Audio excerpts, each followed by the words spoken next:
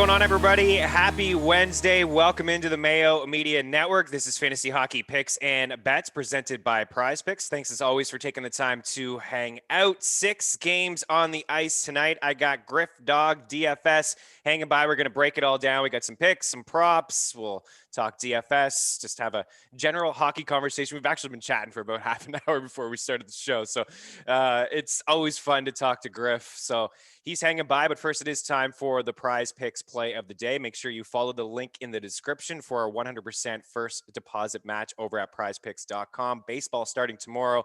You can mix and match across all the sports that you love, but of course we are talking hockey here today.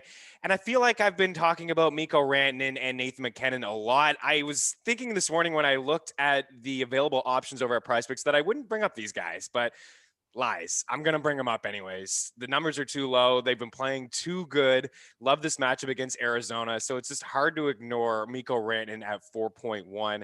8 goals, 15 points, 36 shots over his last 10 games. Having a great year anyways, but just really this whole line with McKinnon and Gabriel Landeskog has been absolutely lit since McKinnon returned to the lineup about 11 games or so.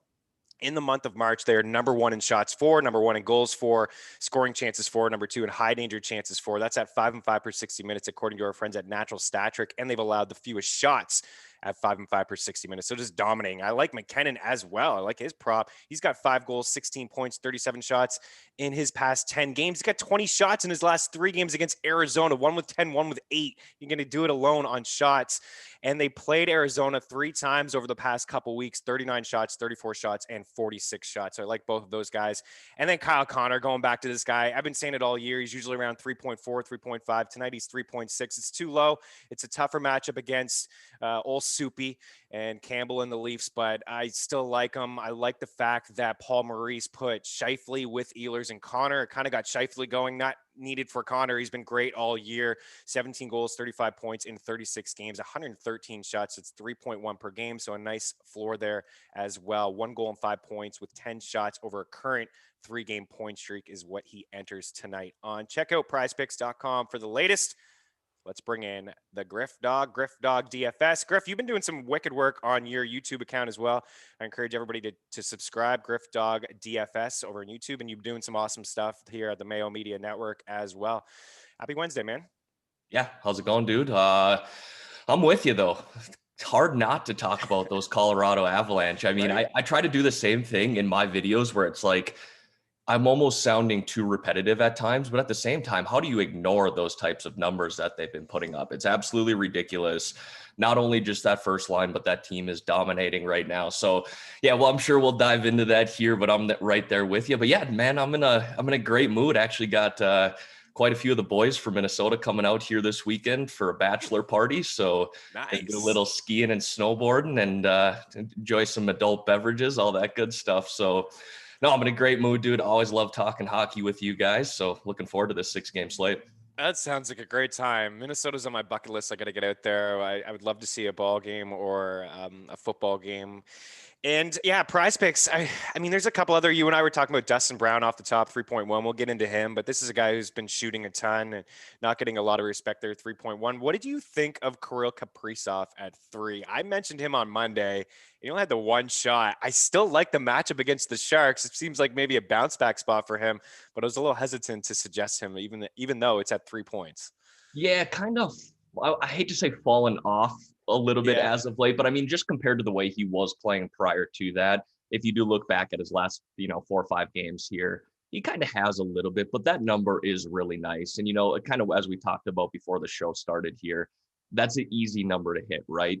Realistically, if he has 6 shots on net, he's at 3 right there. Yeah. But 1 assist, couple shots on net, he's there. So it is an easy number to hit against a San Jose team here that does allow a lot of goals. So, he's got a nice number. It is hard to ignore, but not a whole lot of offensive production coming from that Wild team in general, really, as of over the past few games. But it is a nice number, to say the least.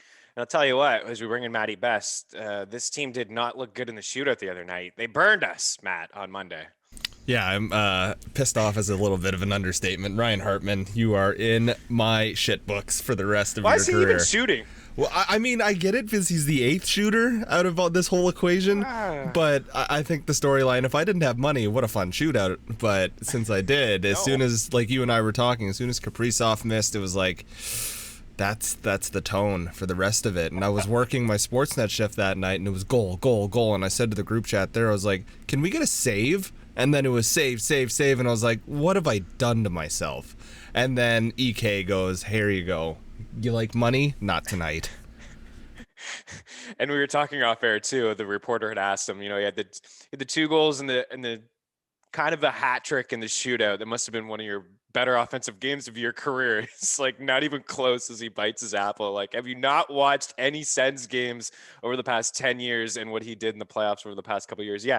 Eriksson Ek, he missed the net. Hartman high off the glass. I think Greenway shot. Oh man, there was nothing happening after those first 3 shooters. So it was tough. I think I'll go back to them tonight. Yeah, me too. A team I may not go back to tonight, the Buffalo Sabres. Let's bring in the Sabres and the Flyers here. Plus 163 for Buffalo, 12-22 against the spread. Total here is 6. Minus 190 for Philly, 15-19, 17-13-4. The Sabres have lost. I don't even know now. Is it 18? I think it's 18. 6-23-5. This one was brutal. This one, it ripped my heart out. Finally, after talking about them, Griff, all morning and saying, listen, if they're going to beat a team, it's going to be the Flyers. Nobody had allowed more goals than them over the past 6 weeks, 5-on-5 per 60. Carter Hart, I thought at the time, was going to get the start. After we recorded the show, he just got benched. He's just away from the team to regroup for a little bit. It's not like Brian Elliott has been any better. The defense is not great. Shane Gostisbehere on waivers now. I don't know if Free Ghost, is he going to get picked up today? I'm not 100% sure. The first 2 periods were really good periods for Buffalo. There wasn't even a moment where I was thinking about hedging, and I saw a couple tweets and a couple people on our Discord who hedge, and good on you. It's very, very smart. Congrats. I feel like a sucker. But they were up 3-0, and they looked like they should have been up 5-0. They actually had dominated the first 40 minutes, and then everything the first 2 minutes in, Philly goal. Everything you needed, right? Those checks when you're down by 3 goals. Got to score early. Check. First 2 minutes. Got to score at the halfway mark. Scored 10 minutes left in the third. Then with 2 minutes left, and then early, the minute in the overtime, and it was all over. I can't pick Buffalo again. I'm just going to stay away from it. But I kind of like the total at 6. Both of these teams have a lot of goals, Griff. Yeah, that's really where I'm at too as well. I don't know. I mean, flip a coin for which team you think is going to win tonight for me. It's funny you mentioned that too as well. I mean, what does Brian Elliott got to be thinking? Like, they're just going to throw me to the dogs while we let Carter Hart go on vacation here for a little bit, get his mind right. And that's concerning if you're a Flyers fan. I mean, obviously Carter Hart, he came in, he did look nice, and then it's just kind of fallen off a little bit this year. So yeah, the goaltender situation definitely sketchy right now. And Buffalo, I mean, they got to be giving up at least 3.5 goals per game at this point. So yeah, I like the total there as well. I don't know if I'd have any confidence in picking one or the other team. Maybe Philly does get a little boost after that nice third period and winning in overtime and can carry that momentum into tonight. But yeah, it's going to be more on the over for me. Both these teams allowing quite a few goals. And as we just saw the other night, you can score a handful of goals pretty quickly against either one of these teams. So I'll take the over there at 6 as well. Yeah, just right now for the month of March, just taking a look at it. I got it here. So goals against per 60 minutes, 5-5, 4.25 for Philly. It is by far the most. Buffalo is 2 at 3.4. And then you get into the Ducks at 3.01. Everybody else is sub 3. It has been a rough 4 weeks. I thought that maybe Buffalo would hang on to that, and then we'd wake up and Alain Vigneault would be fired and Michel Therrien would be canned. I think it's still a possibility if the Flyers continue this way and they don't get into the postseason. It's going to be tough to make the playoffs for them. But yeah, I'm kind of leaning the total, and I don't really see any props here that I like. Matt, are you a sucker? Are you going to Buffalo? There's no chance, right? No. You convinced me last show, and the more it was going on, I was like, yeah, I'll do this. I'm a sucker. But I think this week today more than on Monday, the plus 163 is now not enough at all for me to go to it. And I know I said that on Monday, but for real this time, plus 163 for this team is not enough. You might get me if it was around plus 200, but I agree with you guys. I'd like the total here. I like going on the over. Yeah, I mean, we get the free parlay calculator and the free prop shop I mentioned sometimes here on the show over at ftnbets.com, where you can get the best possible odds. And I know we take a look at DK quite often. Plus 176 FanDuel. It was plus 180 over on FanDuel as well. So again, you can shop around and get the best possible odds. But I mean, what's the point? Like, that was their opportunity. Are they going to feel like, okay, now we're gonna we're mad. We lost 18 straight. We blew a 3-0 lead. Now we're gonna bring it. It doesn't seem like that's the feeling with the team. Like, just looking at the way that they just hang their heads and they're absolutely shook. It's just, let's not put our hard-earned money on the Buffalo Sabres. If they win, they win, and I'm not putting it on Philly because I just don't trust that team either. So And you know, I mean, at what point do they sit Taylor Hall? Right. He's got to be trade bait at this point. I mean, it's going to be sooner than later here. I think it's probably a final nail in the coffin when you're up 3-0 like that, and then you give up 4 straight in the third and overtime. I mean, I wouldn't be surprised if we see Taylor Hall finally just get benched here sooner than later, because he's going to get traded more than likely. Yeah, for sure. I think Eric Stahl is the first domino.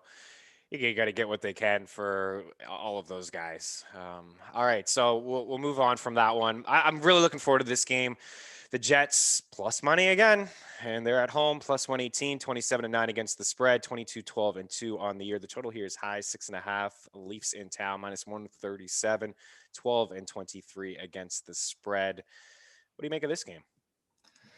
I love it from a DraftKings perspective if I'm just playing people in fantasy. Like you said, you know, Jets are playing really nice right now, but it is always sketchy to kind of bet against this Toronto team this year. I know they haven't been as great here in March compared to how they started the season, but, you know, it doesn't take much for Matthews to rip a couple into the back of the net and it's a 2-0 lead. So I don't know if I'll bet one team or the other, but I absolutely want to be hammering this game from a DraftKings perspective. We'll probably touch on those players, but there's a lot of different line stacking that we can do here. You know, Jets have kind of shuffled up their top 2 lines over the past game.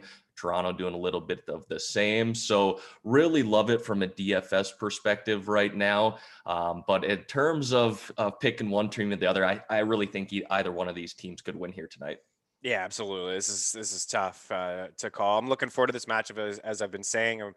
I have been on the Jets here, usually taking them plus money. I know a couple times against the Habs they were plus money. Even against the Flames, they took 2 or 3. They were plus money in all 3 of those games.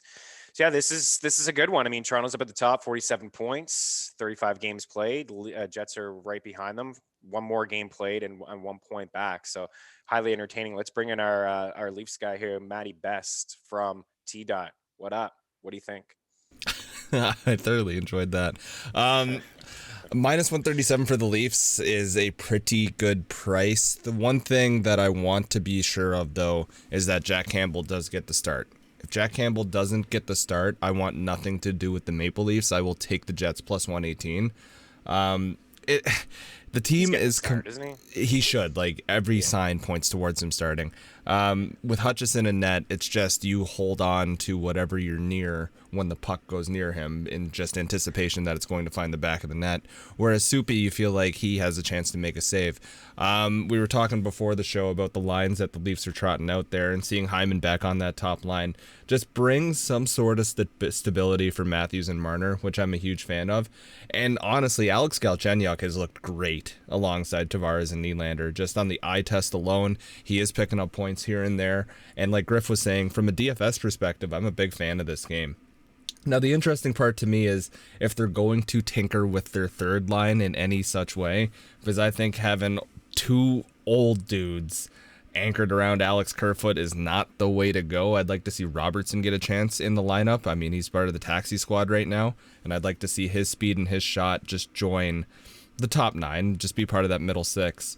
But long story short, minus 137. Yeah, I'll take it tonight. Yeah, it's pretty good. I think I'm gonna lean with the Jets, but I wouldn't hate anybody going either way. I just like that plus money, but it is tough to certainly bet against the Leafs. This is going to be very entertaining. And those 3 games, there was a 3-game set not too long ago, right, Matt, in Toronto between these 2 teams. And I think the Jets took 2 of 3 and 5 of 6 points, but the Leafs they outplayed them pretty good, at least in 2 of those games. It was Connor Hellebuck who Yeah. looked really strong, but that's part of it with the Jets. I mean, if you look deeper into their numbers, they give up a lot. I mean, the Leafs have been pretty tight this year. It's been very impressive. They're not giving up a ton of high danger. Played the Oilers a bunch, and just, limiting the chances against that team is very impressive. But this is what Hellebuck does. He kind of saves their bacon a little bit. He makes them look a lot better than what they normally are. That's why I think the Jets, for me to feel like, Griff, that they are a true contender, I think they need to, bolster the blue line a little bit. I don't know if they can do that with, I don't know how active this trade deadline is going to be. I'm sure a lot of teams would like a top 4 defenseman, but that's, I think, what they need.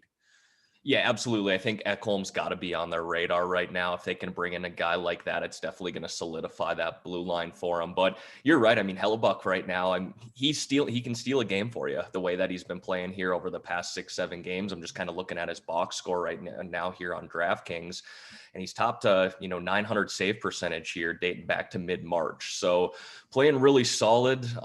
He is a guy that when he gets hot, he plays really well. I think he's the front runner in that North Division for the Vezina right now. So like the way that he's playing, but yeah, you're right. Definitely need to bolster that blue line just a little bit, but those top 2 lines look really, really nice for the Winnipeg Jets. Assuming they can do something like that. Could definitely go on a run in that North Division. No doubt about it. There's a couple shot props I like in this game. So Kyle Connors minus 200 on DK. That's no good. But again, using our free prop shop over at ftnbets.com, you can get him William Hill minus 141, 2.5. Everywhere else is it's minus 200. So it's really tough. I like Marner too. I know he didn't get there last time against the Oilers. He had 2 shots, but he's had at least 3 in 8 of 10, and a couple of big games too, like 4 shots, 7 shots, 6. He had 3 in a row where he had 5 shots. So the 3 games against the Jets, he had 11 shots in those 3 games. And something that I've noticed too, and Matt, obviously you can attest to this, is the ice time. Remember Babcock? Remember those days where Marner and Matthews, they were just kids and they were only getting 17 minutes, and Patrick Marleau was getting more ice time. The minutes here from Marner it's crazy. 24, 24, 22, 25, 24, 24, 24, 26. Like, this guy is playing a ton, and I'm fine with taking his shot prop. He does. Sometimes I feel like he's a pass first guy, and he could get 8 or 9 shots a game, and he's got Matthews on his line. He's shipping it over to him. I understand it, but I really do like his shot prop, and I like the fact that Hyman is there too. Griff and I were talking before we got on about Money Puck and a graphic that Mike Johnson of TSN showed in the game last night. Just the top 7 lines at 5-on-5, the expected goals, and they were number 6, that trio. So it's good to see them back together again. And 2 lines that were ahead of them are in this next game in Colorado. Of course, no surprise. We rattled a lot of the numbers off the top of the show. The Avs are at home, and they're heavy favorites against Zona. Minus 278, 15-19 against the spread, 22, 8-4 Colorado. The total here is 5.5. Plus 230 for the Yotes. Griff, I know you got some numbers on the Avs, man. That line has been great. And the Burakovsky, Saad, and Kadri line, the numbers actually a little bit better for them, the expected goals. But, of course, the actual numbers, the goals, the assists, the shots, the points, that McKinnon line is hot fire right now. They are absolutely dominating right now. And yes, sir, I do have some numbers for everyone. So just over their past 10 games here, this line has combined for 18 goals and 27 assists, 45 points basically over their past 10 games. Those are absolutely ridiculous numbers. They're averaging about 50 DraftKings points per game as a trio as well. So I hate to say that their floor is like 40 points right now, but the way they're playing, you could probably make that argument. And from a betting perspective, the Avalanche kind of started slow in terms of at home against the puck line, but just dating back here over their past 8 games, they're 7-1 on the puck line when playing at home. Now, I know Arizona has kind of had, I don't want to say their number, but they've certainly made games close here, probably closer than they should be as of late, because the Avalanche are absolutely dominating teams right now in terms of shots on net, statistics in general. But I think I do lean, especially at minus 110. That's not bad at all. I think I definitely do lean towards the puck line here, especially considering the Avs look basically unstoppable right now. Yeah, they really do. Matt, I was looking at just McKinnon. I know Griff knows this because we talked. I think you went for a drink, and before you came back, we went live. So his last 3 games against Arizona, McKinnon, I don't want to put you on the spot. It's a crazy number. Wouldn't expect anyone to get it. How many shots do you think Nathan MacKinnon has in his last 3 games against Arizona, which have all come since March 10th? I feel like he had that 9 bomb or 10 bomb against him. So I'm going to go with 26. Well, that's a crazy number. Well, I didn't. Okay, if it's not that crazy, let's go a lot lower. Let's go 17. You're close. It's 20. You're right about the big bomb. He had one with 8 and one with 10. 26. My God. I don't know. The way I was like, this sounds like the way I brought it number. up. Yeah. It's actually not that far off. You're 6 off. It's not bad. It's pretty good. I know I'm just busting your balls here. But yeah, 10 shots against Zona. They won 2-1. And then they lost 5-4. But he had 8 shots in that game as well. He had 7 in his last time out. In the puck line or the puck report video I do for FTN, I was just like, you know what? If you can find any av on your shot prop, just take it. Take it over. Makar, Landeskog, McKinnon. I feel the same way. Rantanen, all of the guys. Kadri didn't hit the other night. He had 2, but I'm fine with him too. But Rantanen, again, is juice. I think he just got to shop around. Let me just check him in here quickly into the prop shop. He's not even here right now. So I'm seeing him at minus 182 here on DraftKings at 2.5. Would you even take that? Would you just put it in parlays? Would you just pass? That's probably what I do. I mean, what I typically try to do when it comes to shot props for me is I'll lay out anywhere from 2 to 5 on a night that I really, really like. And what I'm trying to do is find 2.5. I don't love 3.5. Obviously, there's guys like Ovi, Pasta, McKinnon who can hit that pretty consistently, Pacioretty. But I try to stick to 2.5. And so if I am rolling out, let's say 4 props here tonight, then yes, I'll definitely take someone like Mikko Rantanen at minus 182. And I honestly wouldn't be afraid to put 2 units on that either. Just kind of put a little more on my side as well. But it does make for a nice parlay. Let's say you get 3 shot props that you absolutely love. You can add a guy like Mikko that's just going to boost it even more because you're adding that 4th player. So yeah, I don't love the minus 182. If I did, I'd probably bet 2 units on it, and then I'd probably parlay it with something else. Yeah, I think that's a good call. This is a bit of a tougher matchup, I think, than the one on Monday. They played the Ducks, but we had over at FTN, we had the 2-point night for McKinnon. That's tough. I don't like to do that too much, but the board was weird, and there wasn't a lot that I was feeling from games. If you wanted to get involved with the 2 points for McKinnon, he's plus 150, Randen's plus 165. Those guys are 2 points. But again, I did take a look at the prop shop.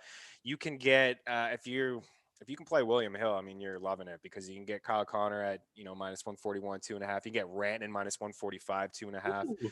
You can get McKinnon, to your point, the 3.5 minus 141, and then Landry 2.5 is minus 125. So William Hill has it going on right now. And on DK, Gabriel Landeskog is minus 143, 2.5 too. All 3 have been just absolutely lights out. So shop around, see what you can get for that matchup. I was gonna. Is there anything? I was gonna do Clayton Keller. I was gonna pick on Keller a little bit, but he's been actually pretty good, so I'm not gonna go there. I mean, the only concern is that, the Avalanche take control of this game again. I mean, the last few games that they played, you know what? Arizona did make it a tight game. I think, what did they win in overtime? 5-4 in Arizona last time they played.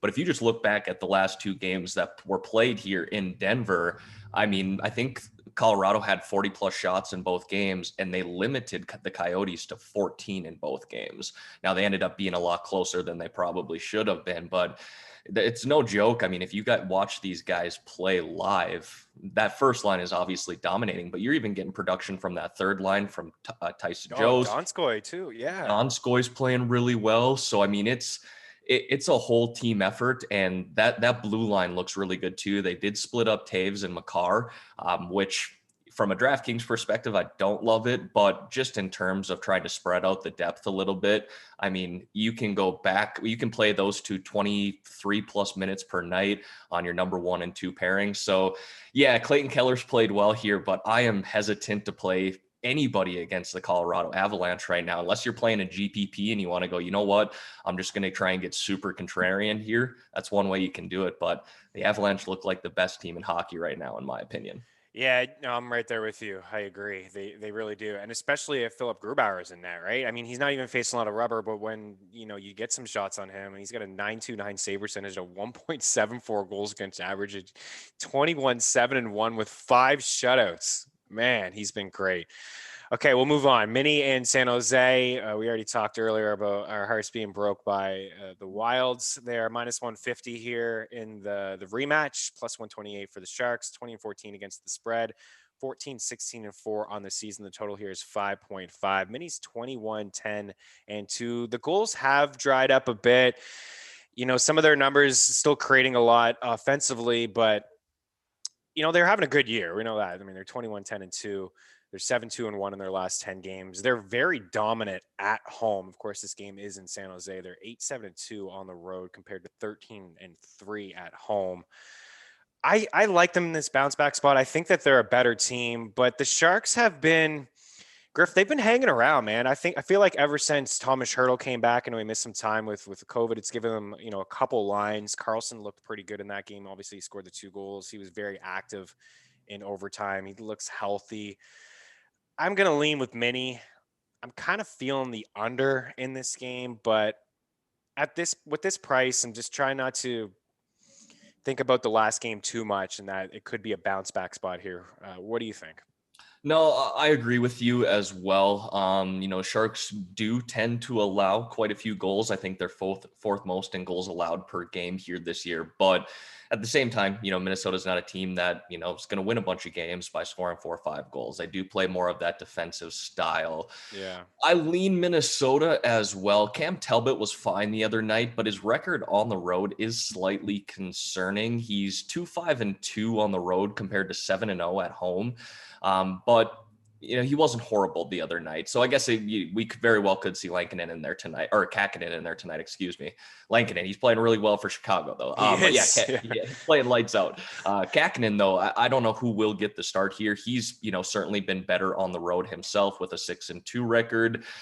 Yeah, I don't know. I'm a little hesitant to pick one or the other. But I guess if I did have to throw it down, it probably would be on the Minnesota side. But yeah, I like the under there, especially considering it's plus money at plus 102 right now. So I'd take that. But I do think this game could go either way. What do you think, Matt? I think what you said is brilliant. Is just we need to completely forget about Minnesota breaking our hearts and just go to that line because it's not a bad line at all. I'm all over it. Minus 150. I think they'll be a part of my parlays. And you do bring up good points talking about how the Sharks have just looked better, how Thomas Hertl has made that team look better as a whole. My favorite play here is the money line for the Wild. My second favorite play is the under on the total. Those are the two coming into the show that I was thinking about, and I'm just glad you reinforced that for me. Yeah, I think Griff's definitely onto something with the total and the plus money. It's pretty solid there. This is the first of a back-to-back, so maybe we see Talbot. I've been surprised how much they've played Talbot, to be honest. Like, he has looked great. I mean, he's got a 9.25 save percentage, but it's been a handful of games in a row now. There was a back-to-back that I was shocked, Griff, he played well against the Ducks, and then they had the Blues the next night. And I was like, oh, wow, Cam Talbot's starting again. Okay. And then he had a shutout. So, I mean, what do I know? It was a good call. Right. No, and super surprising considering the way Kakinen was playing going into that. I think he was like at 8-0 or 9-0 at one point where he just won an absolute tear there. So that got me by surprise as well. Obviously, they did bring in Talbot this year to be the guy, and they wanted to give him that chance after kind of getting injured there. But when you got a backup goaltender playing as well as he was, to just say, hey, you know what, Talbot, we're giving you back-to-back nights, that caught me off guard as well. So then you do throw Kakinen in his first game against the Colorado Avalanche in a long time. They ripped 6 goals against them. That's a perfect way to kill a goaltender's confidence. So yeah, I don't know who they'll roll with tonight. Probably Talbot if I had to guess. But yeah, that definitely caught me off guard as well. He still has the 9.2-1 save percentage. Yeah, he did. He got lit up by the Avs, but before that, he had the shutout. He's got 2 shutouts in his last 4 games, but Talbot has been the guy who's getting the starts. I think he's going to get 1 here with the back-to-back. So, they got Vegas tomorrow. Are they going to throw him into Vegas? Like, here you go. We'll just chuck you into Vegas on the second half of a back-to-back. Good luck, Maybe he's kid. just a dummy at this point where they're like, you know what? Anytime we're going to play these high powering offenses on the road, Kakinen, you're getting the start, bud. I'm not really seeing a whole lot from a shot prop standpoint when it comes to these guys. The Zuccarello thing, we've been off that one for a little bit now. It was fun, 1.5. He's not a big shooter, but we were getting it. But even still, DK has him at minus 177. There's no chance I'm going to get involved there. Fiala's been close lately. I thought he played pretty good against the Sharks. He had a goal. I think he had an assist as well, but he still didn't get over the 2.5. And Vander Kane is always one of those guys at 3.5 too. I never go there, but it always, I always look at it a second time when I see the plus money there, but I'm not going to get involved. A guy I will get involved is Dustin Brown again. Why not? As we move to the Kings and Vegas, Golden Knights at home, minus 215, 15 and 18 against the spread. Total here 5.5 plus 180. So we had this along with Colorado on Monday, the parlay, the 2 puck line parlay. Don't like to do that too often. Not sure I'll go back to it. Vegas scares me a little bit more than Colorado when it comes to the puck line, but it does look like, I don't know for sure, Griff, if we're going to get Alex Pietrangelo back in the lineup, but he's been skating. I know he's pretty close, so that's going to be a solid addition, of course, for that team. But Dustin Brown, the 2.5 shots, is this guy, I don't want to say that he's a lock. He's automatic. He's minus 134 DK. 14 straight games he's had at least 3 shots in 18 of 21. It's a very large sample size there for Dustin Brown. What do you think? Kings upset, Vegas puck line, stay away? What are you thinking here? Yeah, I definitely don't know if I want to bet on the Kings on the road here. If we just take a look at the numbers for Vegas, they're 14-2-1 at home this year. So little hesitant to bet against them when they are playing there. The puck line with the plus money there is probably the route that I would go. If you have a lot of money in your account, you want to put it on the money line, I think that'd be a safe bet as well. I don't know who's going to get the start here tonight. Flower has been a little shakier over the past few games, and Robin Leonard's looked good since coming back from injury. Well, from what I was reading last night, it sounds like they're going to give the go to Flower here tonight. That doesn't concern me. I still think Vegas has enough to where they can win this game. But if he does get the start, I might avoid the puck line a little bit more if it were Leonard. But yeah, that's where I'm looking right now. I mean, if we take a look here at some of the shot props as well, the first one that sticks out to me is that you said Dustin Brown. I mean, he's firing the puck like a madman as of late, averaging about 4.2 shots per game over his past 10. I think you just said it. He's hit it in, double-digit games here. So that's the one that sticks out to me. I did name drop Pacioretty earlier as a guy that does go over 3.5, but I'm always a little hesitant to hit anything over 3.5. Just because 4 shots is quite a bit, but he loves to shoot the puck, no doubt about that. He loves to shoot it. Yeah. Puck hog. There's no issues shooting. I tend to, I'm not seeing it here on DK, but depending on your book, sometimes he's like plus 170 to get an assist. Like, I know he likes to shoot a lot, but he's playing with some good players. You get a power play, all of a sudden, he gets assist, a rebound, and he pops one, and away you go. But for Pacioretty for goals, like this is a guy that I normally take as well. 8-1, whatever for first goal, but plus 125 is not bad for an anytime goal for a sniper. Ovechkin's been plus 125, 150 for, the past 10 days or so. He's been on a heck of a run. If you want to parlay a couple snipers in together, I know Ovechkin's obviously not playing, but, a Rantanen, a Pacioretty, even those two just together, or Kyle Connor in there, or Matthews, and kind of a way you go for a different kind of parlay for you. Yeah, there's nothing from the other than that what you mentioned with Brown and Max Pacioretty. I've been doing Marchessault a little bit here and there, but he has been hit or miss. I don't think it's really needed with some of the other props we brought up. Okay, so the final game here, Vancouver plus money at home, plus 105, 17-20 against the spread.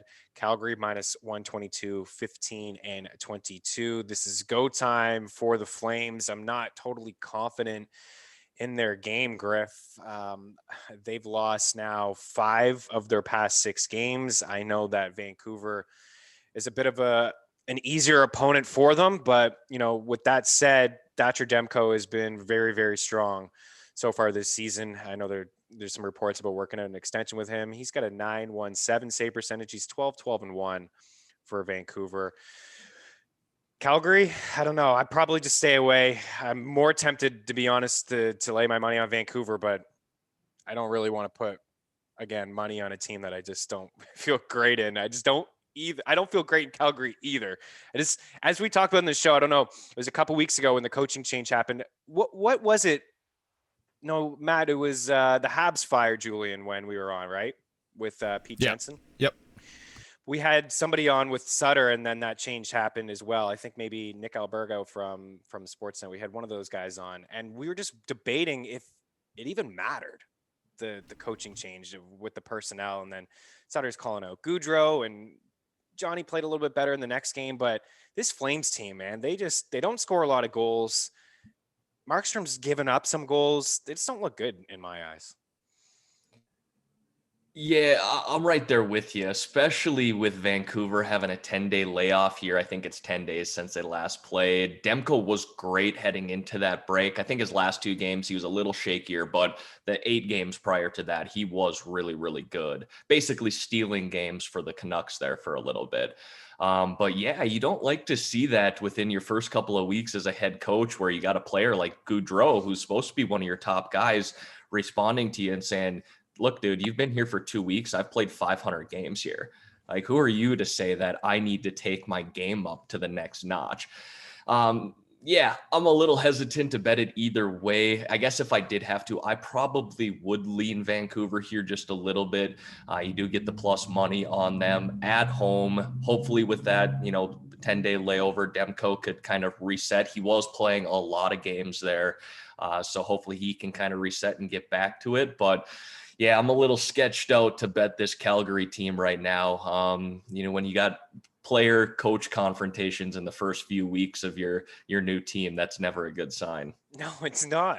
Like, you can be calling out your best player already. Like, Right. I get it. Sutter's a hard ass, but I mean, there's really no need of it. But maybe he gets going. I thought he looked, like I said, I thought he looked pretty good. I think he had 5 shots and a goal after that call out. Matt, are we overthinking this? Like, the Flames minus 122, they just don't seem like a good hockey team. They got worked over by the Sens a couple games in a row. We talked about that. Remember, we were like, maybe we just continue to bet Ottawa again. What do you think? I think the play here is just I like the Canucks at plus money. To me, these teams are very similar in just reliability in the betting world. And if Demko goes for the Canucks, that'll just reinforce it even more. I think this is similar to how me and you were discussing the Leafs and Jets just then. Is you like the plus money at the Jets, but it's a close game and you should probably stay away kind of thing. I just like the plus money on the Canucks. Plus 105, I'm okay with that. I'll probably take the puck line on the Canucks too, because it's nice. I think you can find plus 1.5 elsewhere, and if you don't want the just plus 1, yeah, give me the Canucks tonight. I just have no faith in the Flames. Oh, they look brutal. I mean, I think I'm gonna take the under. Go ahead, Griff. No, they got. I just never understood some of the coaching styles that he brings in. I mean, Matthew Tkachuk and Milan Lucic are damn near averaging the same amount on time on ice over their past 10 games. In no world should Milan Lucic be playing the same amount of minutes as Tkachuk. So those are just the types of things that you do see with him. And I understand in the NHL, especially nowadays, you need depth in order to go on a run. But like, first and foremost, dude, you got to make the playoffs before you can consider having your third line be someone that can help push you through that. So those are just little things that do concern me. So that's another reason as to why I probably would lean Vancouver here, but I might just keep money in my wallet for this one and sit back and watch it. It's probably the right call, right? We're talking about 2 average teams, and as bad as the Canucks have been, they have identical records. So the Flames have been just as bad as Vancouver. Maybe not the goal differential. They've only allowed 112 to 120. Wow, big deal. Like, this Flames team has been awful. They've been very, very bad. And you're right. I mean, Lucic, he shouldn't be, just because you coached Lucic with the Kings and he bought into your system and he can buy into your system now, does not mean he should be getting the same amount of ice time as Matthew Tkachuk. Like, great eye by you. That's ludicrous. I didn't even know that. It's crazy and it bothers me. But yeah, the Flames are 4 points back of the Canadians for that final spot in the North, and they played 5 more games. Like, they played 5 games while the Habs were off, and they gained 2 points on them. So this is a team that's just they don't look good. It doesn't look like they have the drive or the personnel, like I said, to get into the postseason. I think I'm leaning under, because the Flames have just, like I said, they're not showing me anything offensively. We like Thatcher Demko. The Canucks are not scoring a ton of goals. So without Elias Pettersson, I don't know. I think the under may be the play, but you're probably right, Griff. I like that. Let's just maybe bet on other teams that, are Right. good in the NHL. Let's move over to DK and see what we're doing here tonight. You've been killing it with your videos, so I'm excited to get your thoughts. Let's start at center. We got Matthews up at 9.2, McKinnon at 9, Couture, what a drop off in price, 6.5, Kopitar 6.3, Scheifele 6.2, Horvat 6.1, Tavares is 6, Miller 5.9, Kadri 5.8, and Lindholm 5.7. What do you think? Are you going all the way up to the top of the board, hit McKinnon, and find some value elsewhere? Yeah, that's usually what I do. Like I said, I probably sound like a broken record when I do talk about that Colorado Avalanche top line, but if you're not playing them, you're probably losing money at some point. Whether you're just, grabbing one of those guys or playing the full line stack, there's so much opportunity from these guys night in and night out. They not only play big minutes and play on that top power play, they're finally starting to produce at the level we've really expected them to.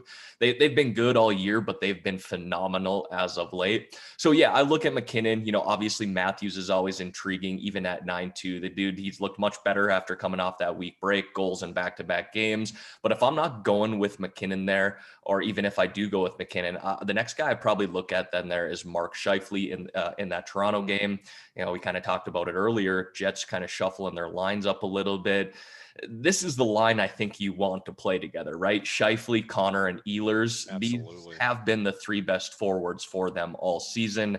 Now you put all three of them together. And, that second, well, I don't even know what we're calling them now. Second line, first line of Stastny, Wheeler, and Pierre-Luc Dubois. There are no slouches there.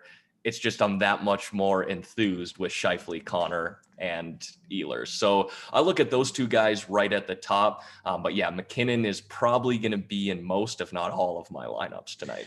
Yeah, I agree. Love the Scheifele call. The problem that I have with Stastny, Wheeler, and Pierre-Luc Dubois, like who's going to shoot on that line? Right. Somebody's got to shoot the puck and pass to each other the whole time. But you're dead on. Like Scheifele's playing with the two snipers in Connor and Ehlers, and like we said earlier, it seemed like that change that they made, I guess would be the third game against the Flames, seemed to spark Scheifele's game. Not that he really needed it; he's having a great season, but there was a moment there. Mostly from Blake Wheeler. Like you look at the back of his hockey card and it's, he's not doing a whole lot. So that is the line. I'd throw a couple. I mean, Kadri 5.8. If you're looking to be a bit different, if you're only going to put one lineup in a tournament, everyone's going to have McKinnon and company. Maybe be a bit different with Kadri. You mentioned Yost earlier, 2.8. I mean, something there potentially in larger fields, not cash, but I'm with you at the top of the board with Nate, and I like Scheifele at 6.2. Pierre-Luc Dubois is 4. I think he's 4.4. But again, he's 4K. But again, I think that first line is where you're going to go. All right, over to wing.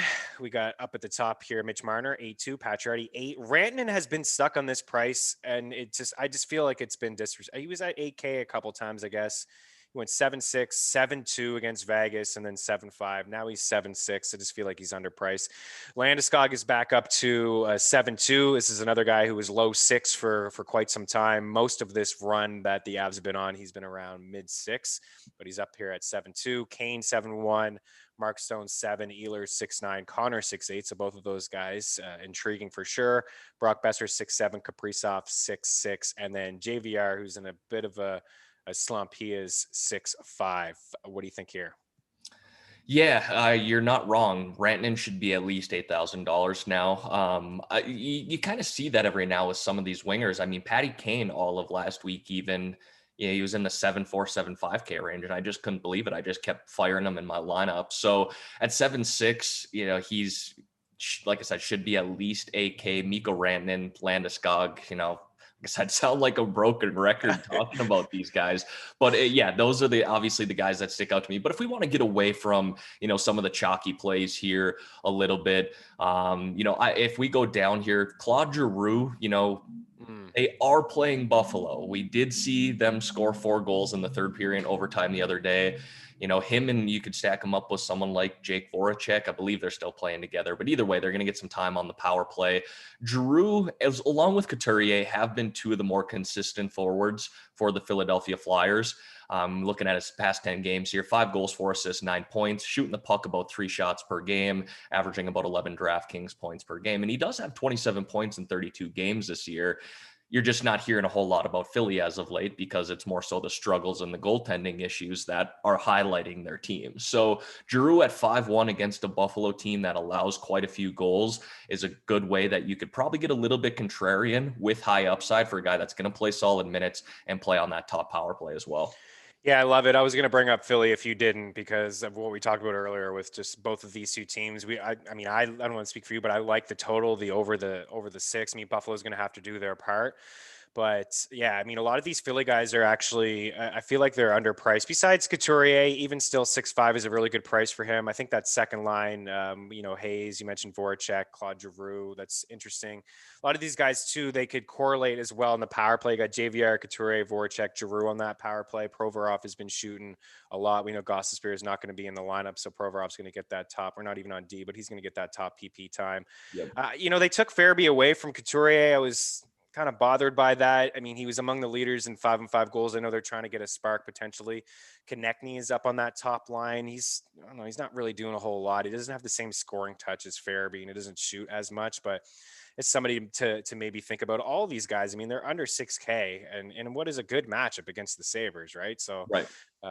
Definitely in on that. A couple guys, I mean, we mentioned Stastny, he's 3.8. Marcus Johansson, he's been getting top power play time for Meaney. I believe he's on the second line. He is 2.8. He scored a goal. He's got goals in back-to-back games, actually 4 shots over that span, 3 points.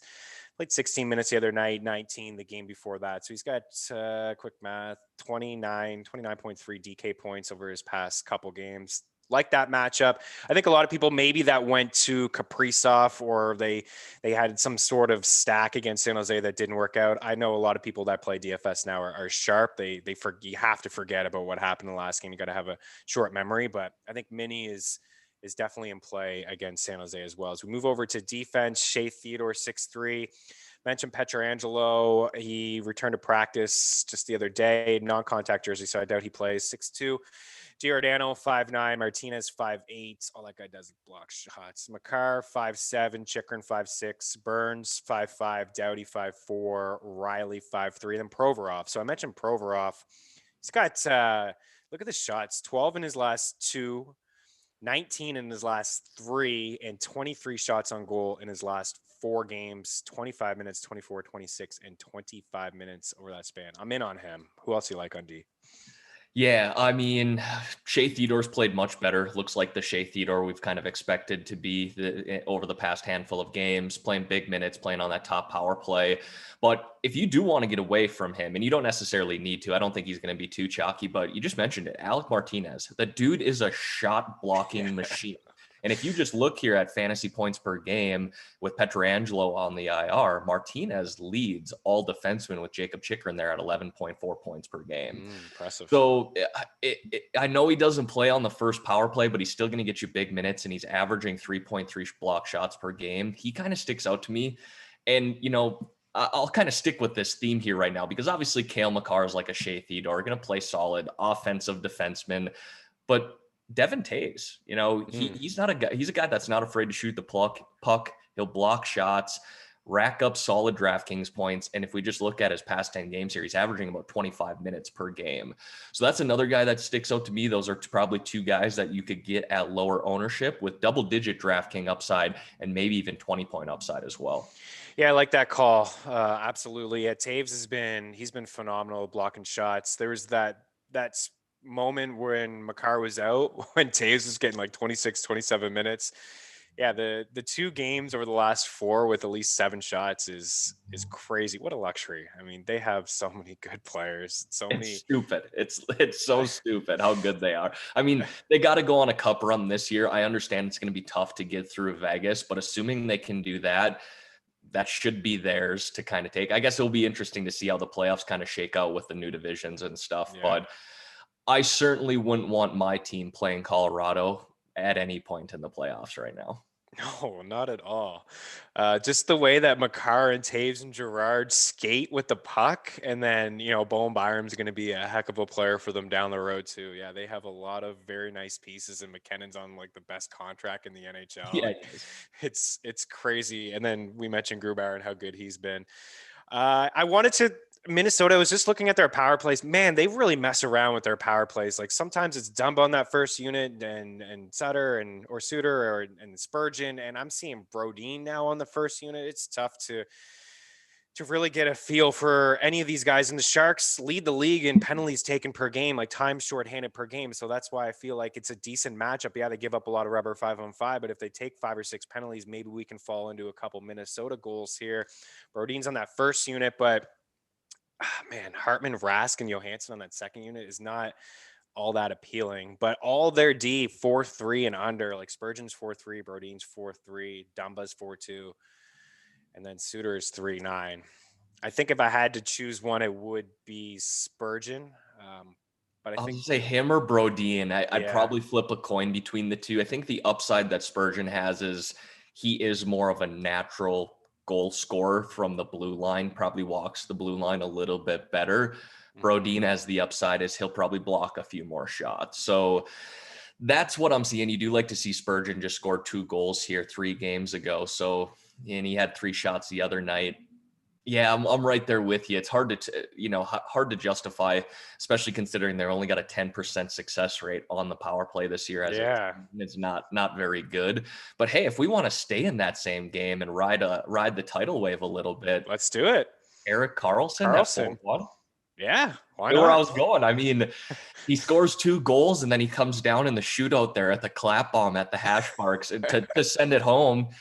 He has the post-game interview, eating an apple. Yeah, I mean, seems like the confidence might be there now. Played 25 minutes in that game. I wouldn't be afraid to ride that one out at 4.1K. I'm not afraid either. I like the call. Yeah, why not? I mean, this guy he's going to show the reporter about one of his old vintage Sens games. Yeah, you want to see a good game? Here you go. Yeah, 4-1, looking healthy, 7 shots, as you mentioned, the past 2 games. Maybe he can block 3 or 4 for us as well. I like the Carlson call. All right, goalie, and we'll get you out of here. Grubauer, 8-4. I would expect it's Grubauer, but they could give him a night off. But I don't typically spend up at the top like that. And, Colorado not giving up a whole lot. Fleury, you mentioned Flower, going to get the call here maybe. They got a game tomorrow, 8-2. We know Carter Hart is not going to get the start. Brian Elliott is 8-1. Leonard's at 8. Campbell is 8, and so is Hutchinson if he gets the start. Both mini goalies here are 7-9. Markstrom 7-7. Where is Thatcher Demko? He's 7-6. Hellebuck's 7-5. Hellebuck is like the poster boy for GPPs, is he not? He's the boomer bust guy. I mean, he could get yanked and give you a minus, which I gave. There it is. It's 10 games ago, minus 3.5. A couple of our NBA guys over at FTN played hockey for the first time because the NBA was on an all-star break, and I gave them Connor Hellebuck as a start, and he got yanked early on. But he has been like both sides of it, right? He gives you the 32 points. The save bonus is always in play for him.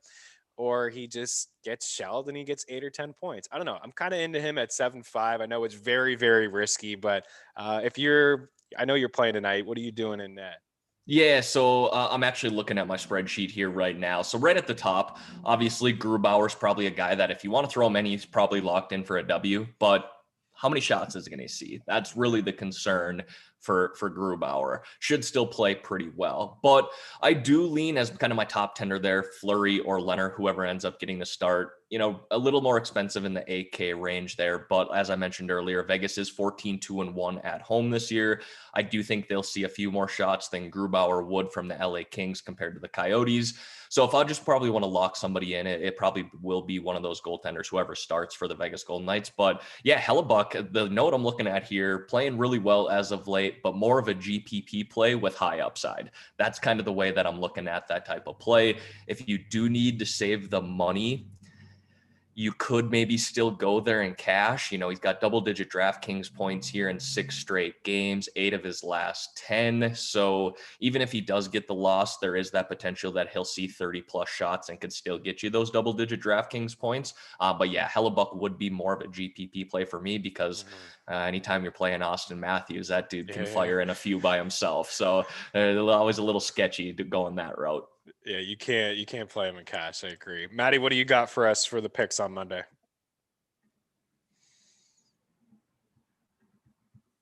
Maddie Best, wake up. I'm just kidding. Oh, Mike, look at me, muted. Mike's That's muted. fun. That's a Oh, good he's time. muted. Mike's muted. That's a good time for time. everyone. I All was like, right. did we put Matt asleep? I mean, come on here. No, I didn't think it Mike's was that muted. bad. There's a lot of buttons to push behind the scenes. I'm just kidding, man. You're kidding. Perfect week for you for picks, or perfect day for you. 4-0. Right. I picked Buffalo. not as an official pick. At the end, you threw it in, but you didn't give it You as part did of. give it official. Come on, give me the loss there. I will put all my money on Buffalo. No, I count the picks that you give out when you rattle them straight in a row. Those are like your picks for the show. That's how I've been doing it consistently. Because at the end of some shows, you do go, and I guess we'll throw this guy in, and then you're like, okay, show's over. But the 4 that you did give out, you gave out Jets money line, Jets under, Avs puck line, and Edmonton money line. They all hit. I'll like subtly knock you for making me throw money on Buffalo. I'll just jab you for that. But it wasn't an official pick on the show. Brings your win loss to 99 and 64. You're one away from that 100 mark, my friend. And now for shot props, 2-2. Marner you missed, Rantanen you hit, Brown you hit, Connor you missed. Brings you to 35 and 9 for your shots. So pretty good. Yeah. Let's keep it rolling. Just make me don't pick Buffalo. So you're saying that I should pick Buffalo? I didn't technically get the loss on Monday. I deserve a loss. I should pick the Sabres. You get bonus points, losing points, because A, I pumped it out on social media for us, and B, you made me put money on it, and C, I didn't hedge either. But I mean, our DMs back and forth were hilarious about the game, so I'll just yeah. What a thanks for not sharing those. By the way. That's why I asked beforehand.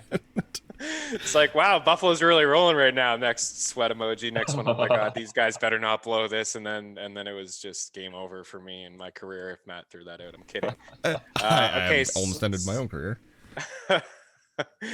I feel like I'm on the same page here with Griff, which is a good thing. This guy's sharp. I like Philly and Buffalo over. I'm gonna lean with the Jets, so I am off, away from you guys a little bit. But that's a tough game. It really is a coin flip. I'm leaning Jets there, but sit back if you want and watch it. It should be very entertaining. Colorado puck line, Minnesota and the under. And I like Vegas too. I know they're juiced here, but you can just include them in some parlays. What Griff mentioned is very appealing with, Colorado and Vegas puck line. If you got a bit of bankroll, you want to chuck money on those two guys, but those two teams. So Colorado puck line, Meaney and the under. Probably my favorite 3, and then I'll go Vegas, Philly, Buffalo over, and then I'm in on the Jets. For shot props, it's the same guys I think that you brought up. We're real repetitive here. Brown, Connor, Marner, Rantanen, like McKinnon as well. A lot of those guys for first or anytime. Fiala, Marchessault, Rantanen. I got this weird feeling about Konechny just because of Couturier, how good he is, and then Connor. What do you got, Griff? You got some stuff, anything there that I didn't get that you wanted to bring up? No, you hit the ones that I'm primarily looking at. I think if I really like that call on maybe even doing a parlay of the Vegas Golden Knights on the money line with the Avs on the puck line. If you want to go puck line there for Vegas as well, I wouldn't be opposed to that. But if you hit him on the money line right now with the Avs on the puck line, that's giving you plus 177 on DraftKings. So I don't mind that at all. But yeah, I think the one that's really sticking out to me here is the Avs on the puck line. Like I said, at home, they're 7-1 on the puck line here over their past 8 games, playing this Arizona team that they've, pretty much beat up on. I understand that last game, Arizona did win in overtime, but outside of that, Avs have pretty much dominated those games. Shot props, I'm right there with you as well. Marner's been firing the puck like a bad man, like him at 2.5. Mikko Rantanen, I kind of talked about that earlier. Minus 182 isn't the best. If you can get him at William Hill, certainly do that. But if I am going to go with him, I'm probably going to parlay it with somebody or put 2 units on Mikko Rantanen there. So like that, like Gabe Landeskog, even at 2.5 over, really anybody from that first line you can fire up. And then Dustin Brown, I mean, I know the guy's getting a bit older, but as he said, was a 14, 15 straight games. He's hit the over here. So, he hasn't let us down yet. Let's ride him out. Yeah, let's ride him out. And just quickly on the way out, like for people who just think that maybe this is a fluke for Brown, I know he's got the 15.6 shooting percentage is a career high for him. But I mean, you go back to his other days, you're right. He is a little bit older, but 292 shots on goal one season. Like this has been a guy who's cleared 200 a handful of times in his career, and he's playing with a very underrated player in Anze Kopitar, and that just those guys have had chemistry now for years, right? Ever since Kopitar has been into the lineup or drafted years ago as a top 5 pick. So yeah, there you go. Those are the picks. Calgary and Vancouver, you can chuck in on that if you want, but I do like the under there, the 5.5. A shout out Griff, phenomenal stuff. Check him out, his YouTube channel, subscribe. He's doing videos every day. You can catch him here on the Mayo Media Network at times as well, at GriffDogg DFS. Thanks, Matty Best, as always. And good luck tonight. And we'll be back on Friday with Cam Stewart. He's going to be fired up. You know he's going to be fired up. Thanks so much for hanging out. Leave a comment in the YouTube section. Circle back before a puck drop. Take care. Cheers.